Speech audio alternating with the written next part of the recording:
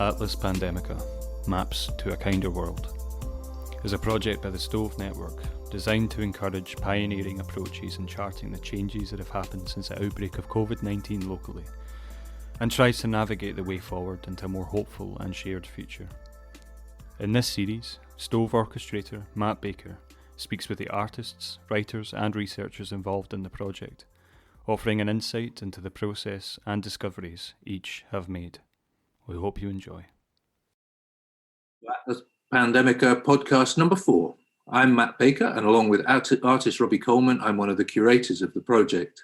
Atlas Pandemica Maps to a Kinder World. It's a compendium of 10 projects led by creative people, each investigating a different theme highlighted by life during the COVID pandemic. Projects work directly with people in Dumfries and Galloway, focusing on the impacts and the learning from the community's experience of the evolving pandemic. Atlas Pandemica was conceived and is managed by community-led arts organisation, the Stove Network. It explores local responses to the pandemic and how these might shape new approaches to our shared future. The project is supported by Scottish Government's Supporting Communities Fund. You can find more info about the project at www.atlaspandemica.org. So in this series, I'll be talking to each of the artists leading one of the Atlas explorations. And today, I'm totally thrilled to be joined by Emma Jayne Park. Emma is a dancer, a theatre maker, collaborator, facilitator, movement director, trainee intimacy coordinator, choreographer, advocate, microactivist, and occasional drag queen. She asks questions and is obsessed with asking better questions. Her current research falls into 3 categories: moving slowly, a long-term piece of creative research looking to question the pace of our work and lives in the 21st century, and failure, both as an academic concept and lived reality from both individual and societal perspectives. And also Coming Home, a short body of work that questions the sensation of home, placemaking, belonging, and what it is to feel at home in the body. Hey, Emma Jayne, how you doing? I'm okay, thank you. How are you? Nice. I'm feeling good. It's good to see you. You too. These things are so exciting yet so nerve-wracking. I don't know about you. I'm totally nervous. But we'll get through it, right? We'll be fine. It's you. We'll be fine. We'll be fine. Okay. So I'm going to ask a proper question first. So tell me about what attracted you to this project and what was happening for you during the pandemic and when the invitation to be involved was advertised. So there's a few layers to answering this, I suppose. One is about place. So I'm from Gretna and grew up in Gretna and love Gretna. And it's taken me kind of like, the best part of 15 years to realise that this is home and this is where I want to be, and that is possible as an artist and an artist that works in movement. So I had actually got rid of my flat in Edinburgh at the end of 2019 because my work was going to lead me to live out of a suitcase for the next chunk of time. And I realised that if I was travelling loads, what I wanted to do was really come home in between that. And that meant coming back to where my family are and coming back to Gretna. And then obviously when the pandemic hit, I was really in Gretna all the time, which was a bit of a really pleasant shock to the system. So there was that, and having followed the work of the Stove for so long and what it means, and the fact that in my experience, everything the Stove offers is actually an invitation to artists to be the artists they are, which I think is super rare. I think there's a lot of commissioning goes on that is like, actually, we want this thing to happen. Can you apply and shape that with your work? Whereas this felt to me like a really welcome invitation to go, you are an artist. What would you do with this? And we will trust you to do that. And then lastly, as soon as the pandemic hit, the activism and advocacy part of my work became front and center in loads of ways. So I essentially stopped being an artist, I would say. I don't really agree with that statement, but I'll go with it. I stopped making artistic work for that 6 months as I just was in advocacy spaces ranging from like Scottish Government spaces to all party parliamentary groups with Westminster to different initiatives to give freelancers some agency in the pandemic.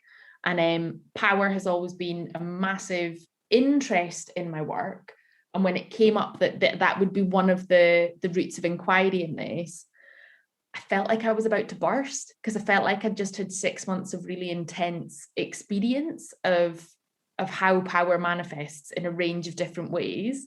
And I was just like, this is it. This will be a place where that can become a big question, instead of pretending like I know what's going on all of the time, or having to pretend, because I think sometimes you do, to be in powerful spaces. So it was like the perfect explosion of all of those things, just instinctively made me want to do it. And then on top of that, about 15 other people sent me the link, which I think is always a useful thing when other people see something and think that you might be interested. That point that you make about I stopped being an artist. I think in some senses there's something there at the core of the Atlas project, and actually quite a lot of the Stoves practice of like, where's the art? You know, how do you deal with that? Because you must get that all the time of like, well, why are you not making a dance? Or, you know, how do you deal with that? Yeah. So there are multiple answers to that as well. This is why I'm a dancer, I think, because when you ask me a question, I go, so I've got 20 answers and none of them are succinct.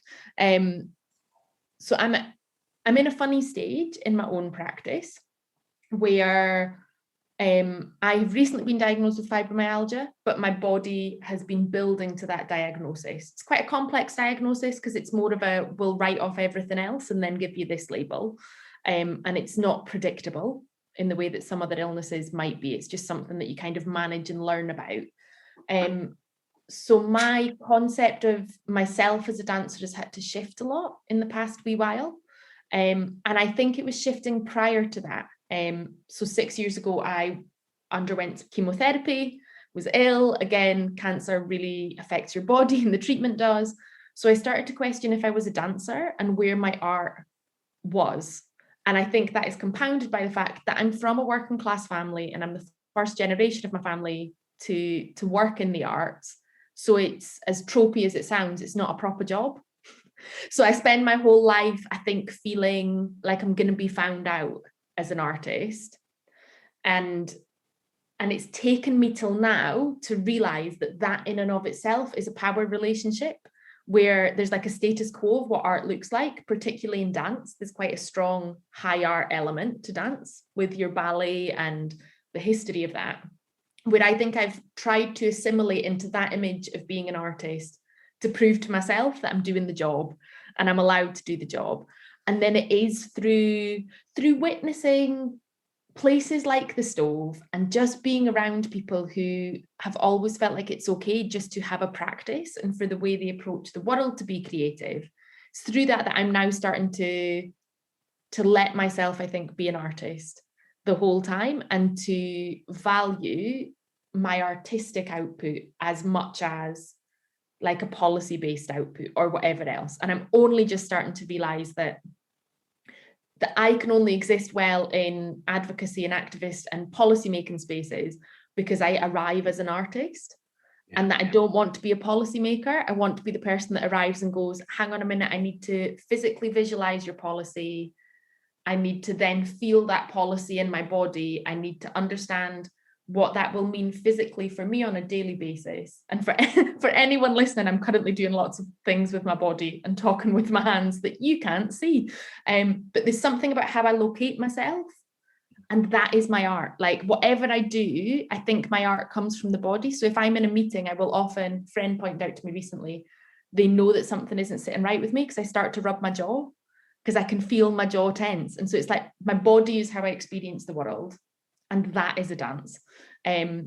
So there's something for me in this invitation that actually on a personal level is quite emotive, and being able to be part of the project is really emotive because it has forced me to sit with all of those tensions where I think I dodge the art because I'm scared of the art because I've not thought I'm allowed to be an artist. And it's been tricky for that reason, and I'm really grateful. in loads of ways that it's been tricky, and that I've been supported by yourself and by Robbie and the team through that trickiness, because it raises a lot of questions. And I think that's quite Dumfries and Galloway specific as well, because whereas in my experience, and people from visual arts might disagree, I think we have an amazing visual arts community. I feel like I just see things everywhere. And I see access to that and encouragement to that. I think of things like Spring Fling, where you can just, well, not now, but you could just donder about and see what people are up to. And that's amazing. Whereas I don't think the region's ever done that in terms of dance. So I don't think there was ever permission to be a dancer as a young person in the same way, where it's a practice and a lifestyle and an inquiry, as opposed to it's a thing that you learn to execute technically. Controversial. Well, there's so much in there, Emma. I mean,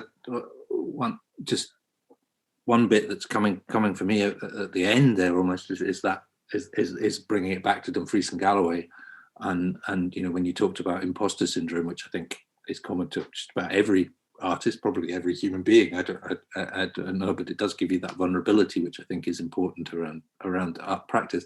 But I wonder whether Dumfries and Galloway actually has imposter syndrome on a regional level, in terms of like, well, who are we to be doing leading edge work in a backwater of the southwest corner of a small country.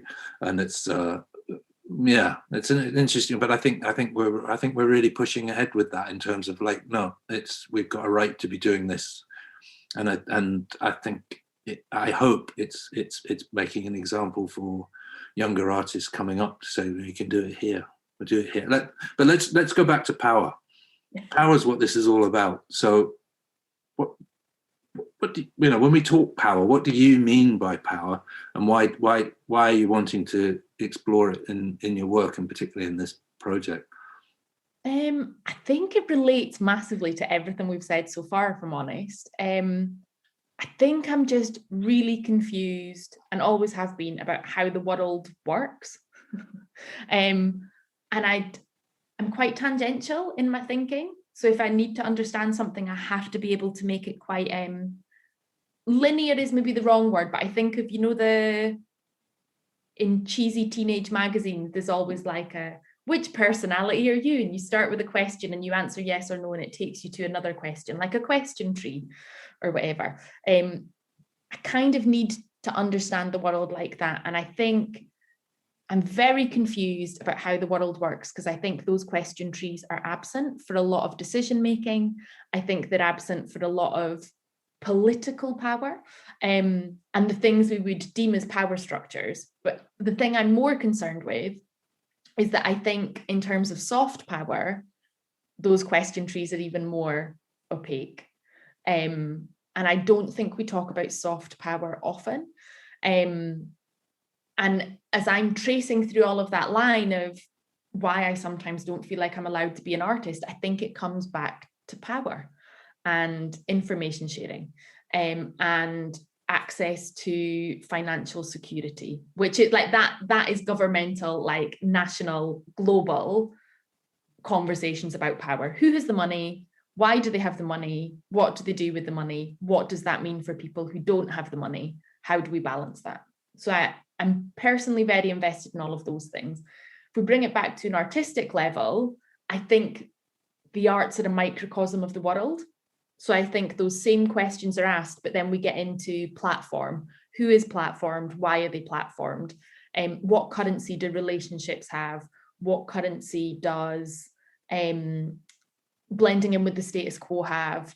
All of those things. And then we get to a regional scale, where I think all of those things also exist in Dumfries and Galloway. And I think you can keep going down to the minutiae. And there's something at the minute that really interests me with moving back to the region that relates to that imposter syndrome thing that you said, where I'm annoyed with myself that it's taken me so long to move home. I think I always wanted to be here and visit in other places. And the reason I didn't is because I bought into the notion that power lies in the central belt, and that in order to do my job, that is where I had to be, because you would be deemed unprofessional if you were elsewhere. So there's an anger in that for me. And then as I've moved back, there's another anger where for about 10 years, and you'll know this because at one point I was a creative business advocate for dance in Dumfries and Galloway many moons ago as a young artist, super nervous and super overwhelmed, where this like leader funded program that was great and great things did happen as part of it, but it didn't work for dance because part of it was about mentoring the people in the region and part of it relied on there already being a network in the region. And I couldn't mentor like 20 people because there wasn't 20 people to mentor. And also as a 23-year-old, who was I to mentor the dance artists in the region that have been working for 20 years? And that is another question about power, because I don't believe in hierarchical mentorship. I think a 23-year-old should be mentoring an artist that's been working for 20 years. I think it's great and cyclical. But for 10 years, I've been, I think, looking for routes to get home. And what I've really realized regionally is I actually don't understand how any of it works. And I think it is really easy if you're feeling dystopian to go and find the things that play into your confirmation bias of going, oh, it's rural, so it must be like cliques and clubs and people working together. And if you're feeling more utopian, it's really easy to find the people that go, we're all friends here, come on in. And I think it's dangerous when your perception of power relies on your mood or your tendency to believe that things are open or things are closed. So for me, the opportunity to really get into the region and think with local people about how the region works and who holds power, but more importantly, how do people want the region to work? Like in an ideal world, if we stopped and paused and went, how should power flow through the region with the recognition that power has to flow somewhere? But how should it and how could it flow through the region and what would that mean? Blows my mind. And to be honest, it's really dangerous because I don't think this research will ever be over. I think that was my biggest flaw in terms of the project, is it was never a small project. It's always been something that is going to like grow tentacles. And I'm always going to leave a little bit frustrated because there's about 20 versions of it that I haven't finished. Which is also great. I think that's the great thing. I think great art breeds more art and more questions. And that's the kind of frustration that I want to be sitting down with a cup of tea going, oh my God, there's just another 20 ways to do this and I want to do them all. And that, yeah, that's the hope. So that was very around about the houses. Again, there's just too many things that I want to come back and ask you about soft power, but and the difference there. But I think you've unpicked or started that idea of how the power worked in the region. So how did you in your Atlas Pandemica project, the geography of power, how did you go about exploring that? Cool. So this is where I think the approach as a dancer is really useful. Because I think when you're working with the body, a direct approach is actually 9 times out of 10 not the most beneficial for expression. Like it's useful for physiotherapy. We target this and this connects to this and we do that and that's fine. But if you really want someone to move with honesty through their body, you don't say, can you move angrily? and then suddenly a dancer will just tune in to their anger and go. You work with a series of roundabout provocations that get you to the truth. And I think that's the complexity of power, is the way power systems have evolved over centuries and centuries, is that they disguise themselves and normalize themselves. So it felt very important from the get-go for me to have conversations that were roundabout the houses conversations that could then get to the truth of that individual's experience. And the initial hope was that that would be done via walking across the region and just asking, literally starting like Port Patrick Way and saying, I am not going to bring anything other than my tent and my sleeping bag. And I need people to meet me at points and lead me. And it could take a week, it could take 2 weeks, depending on which direction you take me in. But there's no pressure with that. You can take me 10 feet, you can take me 10 miles. And we'll walk and we'll talk, because I think there's also something in the exhaustion where you get to truth. And in that comfort and in that having something else to do. And unfortunately, because of the pandemic, that didn't transpire. So I went through a whole process of figuring out how to ask those roundabout questions. And that evolved into a postcard project with a series of provocations that were about what the community is, what your community looks like, what your role is in that community. If that community were an industry, what would your job be?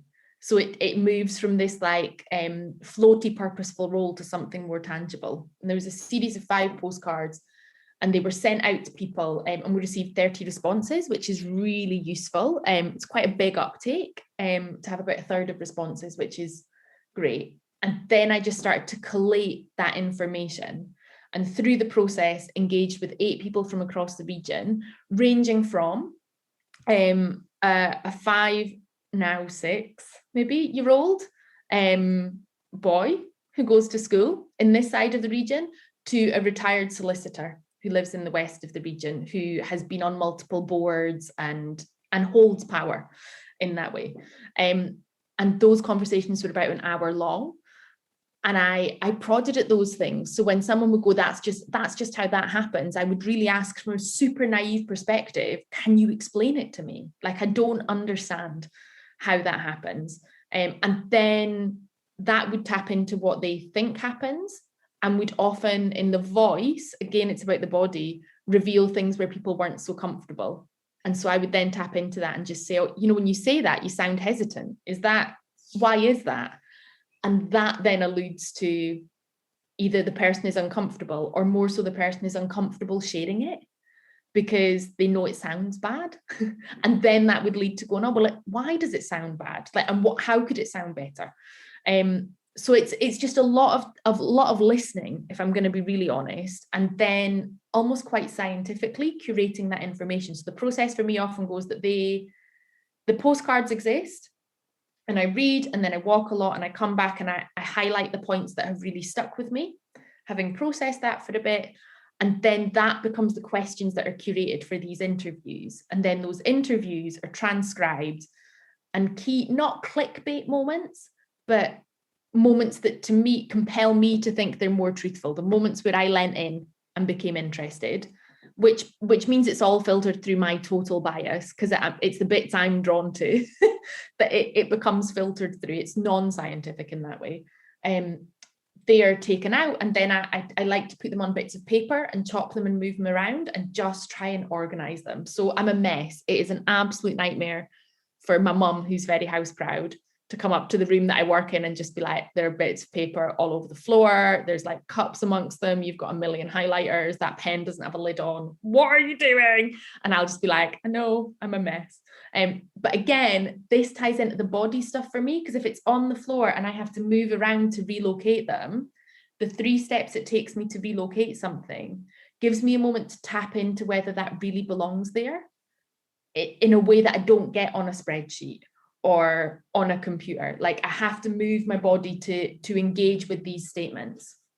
And then from there, I started to see the patterns emerge, and they very clearly divided into, this is what exists, this is what could exist. And then basically I started to translate those into patterns of movement. Like, this is what these people think could exist. What would this look like with bodies in space? And then I sketched those to create what I would call a visual score, but what will look more like a map, possibly, to other people. So it's long and roundabout, and it's messy. But that's how I make art. I'm messy. I think that idea of that jump from people's conceptions of power to a choreographic score is mind blowing to me. I carve stone or whatever if I'm making things. So it's like, can you say a bit more about, like, what do you imagine people using the score? How do you see that? So there's an ideal for me where the score, it is all cyclical. So the ideal for me is those conversations happen, that score is created, people perform the score, perform, inverted commas, people move, and then that breeds another conversation. And then that would become a series of concentric circles where the pattern just repeats and repeats and repeats till we find the truth of it. And the way I've done this before with similar scores is really, I think it's really playful, and I'm going to laugh because it sounds like a kid's game, but this is actually my work. With dancers who work and who we have solid rehearsal time with, we could sit down with the score and I could explain what each of those marks means and develop a movement quality, and then they would, like a musician reads music, just work through that score and they would perform it. There's another version for people who don't label themselves dancers and therefore possibly aren't as confident in their body, where you just get masses of LX tape and you tape the score or paint it or something more environmentally friendly to the floor, and you establish it as a game. So I've done this before. At a sector meeting where I created a score of what it is to be an independent artist. I did that with a friend and we taped it on the floor, and there was really simple things like there would be a bowl that you would pick something out of and it would tell you which direction to move in next, or there would be prompts and provocations as part of that score. And instead of having a chat about being a freelancer, we just went for 20 minutes, go and play the game, everyone. And then we had a chat. And what happened is people physically experienced how exhausting it was to walk that same loop. And people physically experienced how many times they interacted with others or how many times they didn't. As part of that score, some people, one of the outcomes was that you remove yourself from the game and just observe. So that person had an experience of watching everyone else play. And these scores work in the exact same way, where if I could map them onto like a playable surface, invitations could be created, like little markers at every point where everyone from the region could just come and play it like a bit like a game. So literally walk the map and experience what it is to walk each of those. And the two maps, I think one, the way things are is kind of centralized. Things come to a central point, and I would argue that's how power gathers in a capitalist, patriarchal society, which we have inherited.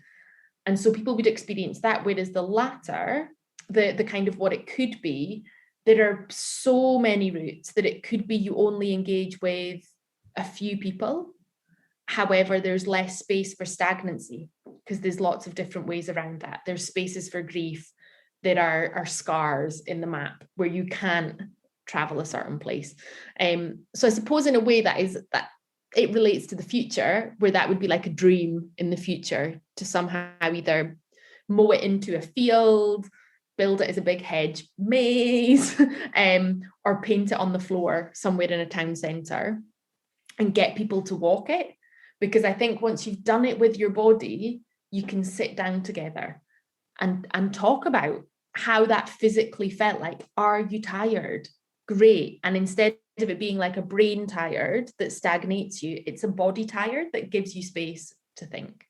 So I'm a bit preachy because I just want to play games with people and move with everyone and talk about power, and it makes me excited. So what you've potentially created for the region then is two maps, one which is like this is the way it is, and one which is like this is the way it could be, and we could be using that as part of a toolkit for our society as a means to free up a conversation, basically, to sort of take people out of themselves in order to talk.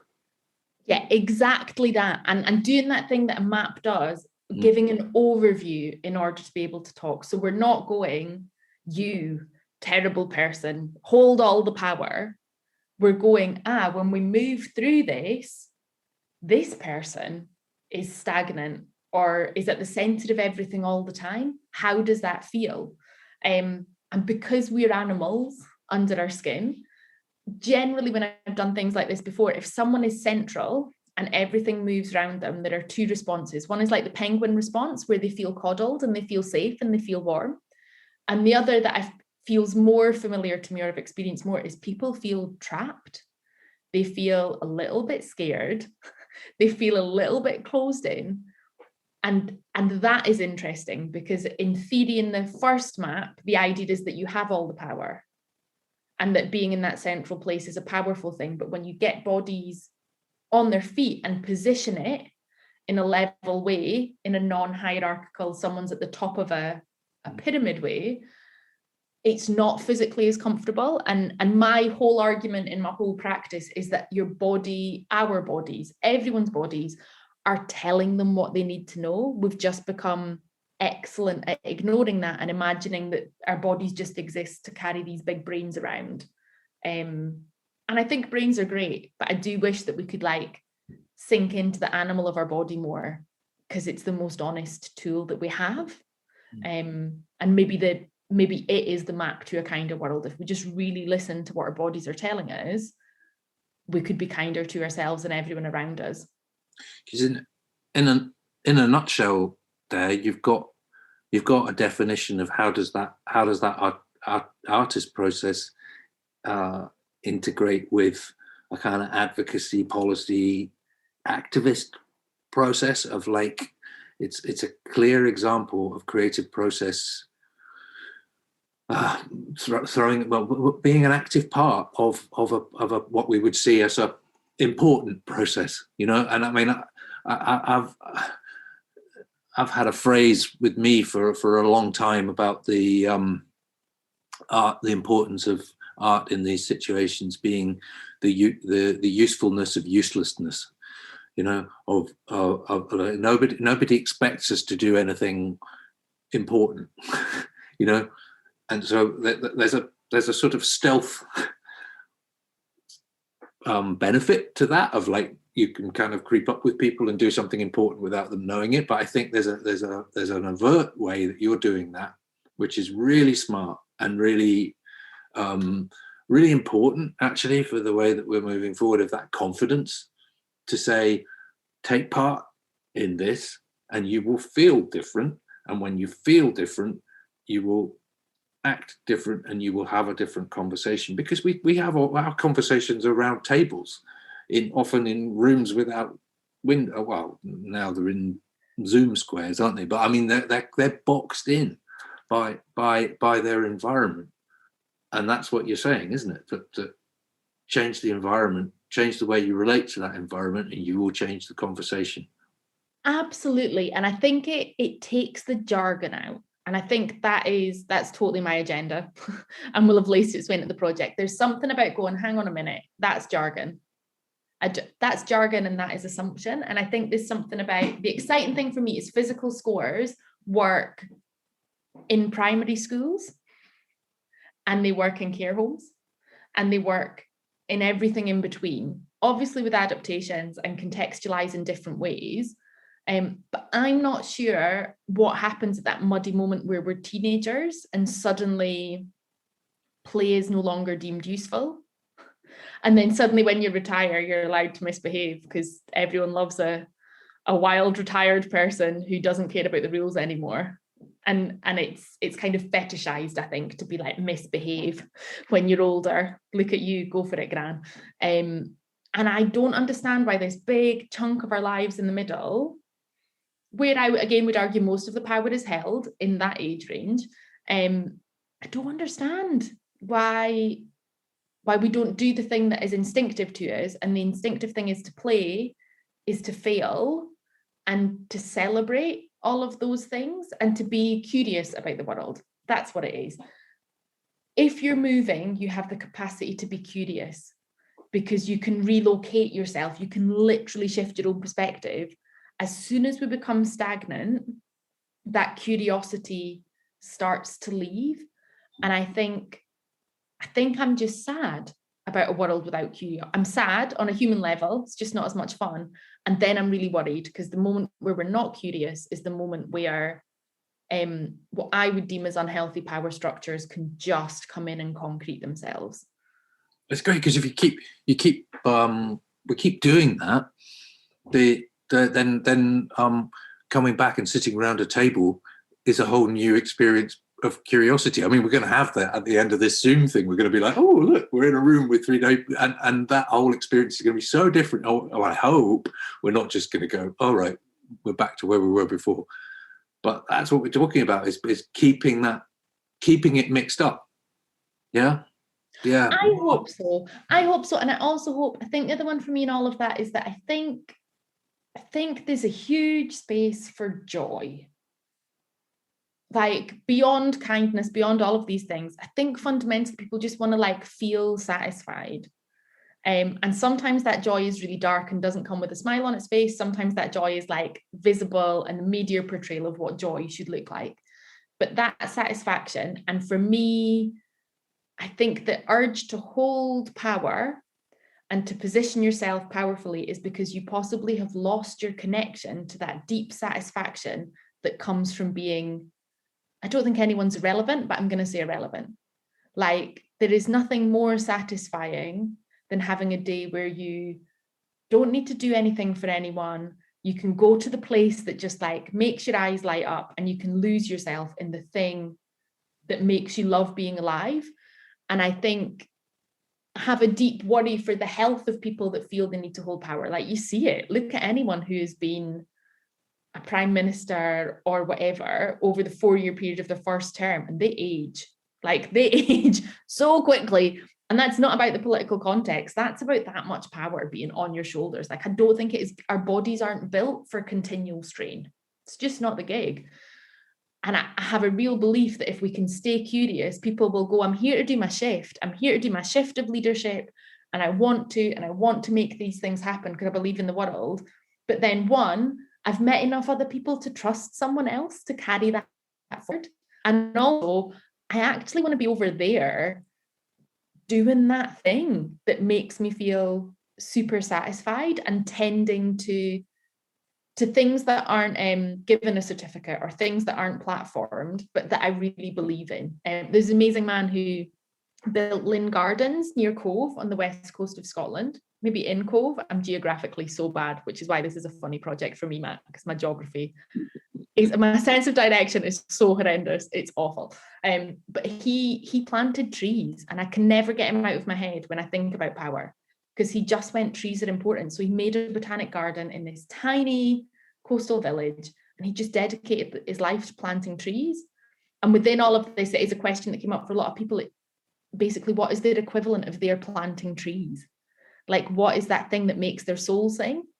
That's one of the maps. That's one of the maps I want to see of all of the people that have just dedicated their lives to doing a wee thing in their own place. That sort of dig where you stand thing Alistair McIntosh talks about, and then see how do they join up, or how do they influence each other, and like that map of the world as interconnected loveliness, curiosity. I love this curious thing. I'm going to stay curious. I love it. That's great. We need to stay curious map of all of those wee things. Yeah, no, it's lovely. It's really lovely to talk to you about this stuff. And I mean, look, reflecting back, because we're sort of at the end point of Atlas Pandemica. I don't think there is an end point of Atlas Pandemica. I think the whole point of it was that it was going to be a prompt to the future, or a set of tools for the future. I think that's really something you were talking about. But are there things that you've learned from it that you want to take forward, or or any lessons in the project? There's loads of lessons, and this is contextual, but I had to pause my involvement in the project for a chunk, and because of my health. And because I wasn't tending to my health, I was staying curious about everything apart from the thing that scared me. Again, a pattern I think I discussed with a lot of people, but was living out in real time. And so I have a sense of regret that I didn't connect as much with the other artists as I would have liked to, which again, I don't think is an end point. I think for me, there is a future in finding ways to rebuild those connections, mapping my way to those people to see if they want to be curious together at some point.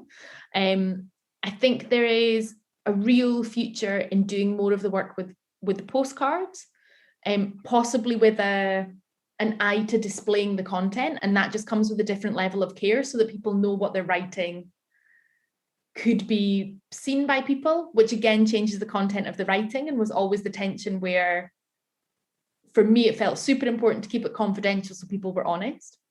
And then I still want to walk across the region. There's something about what I'd love the score to exist as a tapestry, but that's just because I've been looking at tapestry and I'm obsessed with how that is such a beautiful and detailed and again curious art form. But I think the maps would look beautiful as tapestries filled with colour anyway.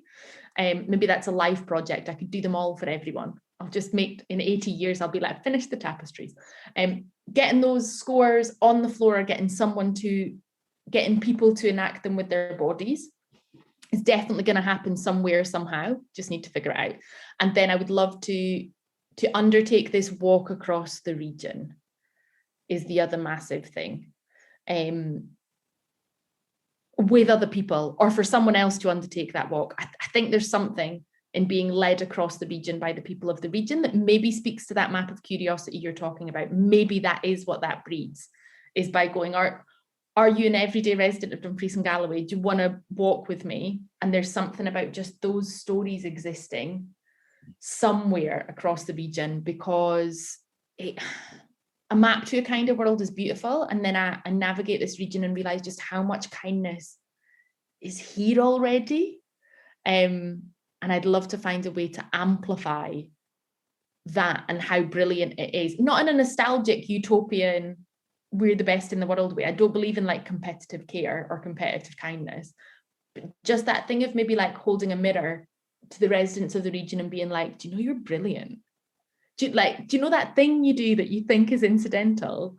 That is ultimately an act of pure humanity that you deserve to recognize in yourself. I sound like I'm giving a big global speech. I think I know what I'm trying to say, Matt. I'm not sure if it's coming across, but there's about 400 elements to the future. That idea of the walk across the region, just actually, the thought of that just suddenly brought me back to COVID, because it was like that idea of a relay, or people, that travel and moving between regions has just been a massive concept for all of us over the last year or so. Have you got any more thoughts about how the COVID thing, and whether the development, how that's influenced what you were doing, or how what you've done might influence us coming out or living with COVID?